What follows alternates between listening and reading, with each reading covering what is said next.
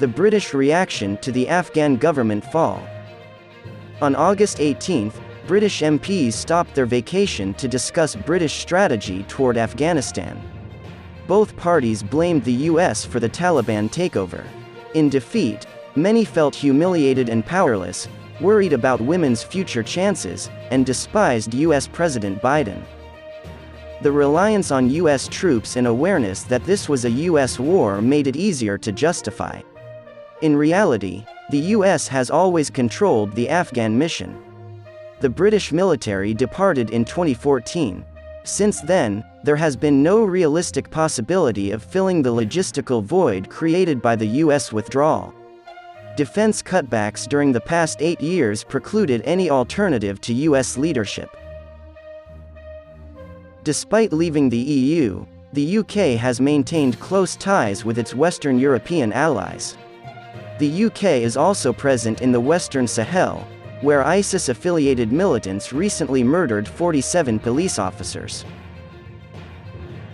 Close collaboration occurs with European capitals on migration, Belarus, and Eastern Europe, but Johnson avoids discussing security cooperation due to his anti-EU stance. The truth is greater security collaboration with the French, Germans, and Baltic nations. Nonetheless, European voters are unlikely to approve an extended commitment in Afghanistan. BFG polls show Britons only want British troops deployed in 3 situations: direct attacks on British territory, direct attacks on British assets overseas, and major humanitarian crises. However, the bigger threat is the expected influx of migrants into Europe, encouraging al-Qaeda and its supporters to restart terrorist operations in Western Europe. Tugendhat, a serious thinker on foreign and military policy, was the strongest voice. He reminded Britain that they had accomplished their goal in Sierra Leone and drove Serbian troops out of Kosovo with NATO. The British may win. If Islamic extremists re-emerge and assault Western Europe, he urges the government to contemplate air support and special forces operations.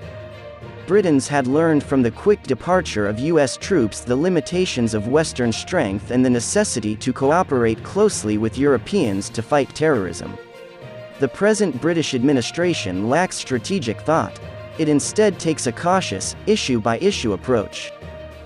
In the near term, he has promised to increase the number of refugees by 20,000 to honor Afghan interpreters and British soldiers. He may also agree to restore the 0.7% British assistance budget slashed to compensate for domestic epidemic relief. The result of the G7 summit may be illusory if participants just speak about sympathy for the Afghan people but do nothing. Professionals and NGOs may be included in this commitment. Also, the British may be ready to assist pro-Western tribes in destabilizing the Taliban government. But that endeavor will happen discreetly, away from national attention.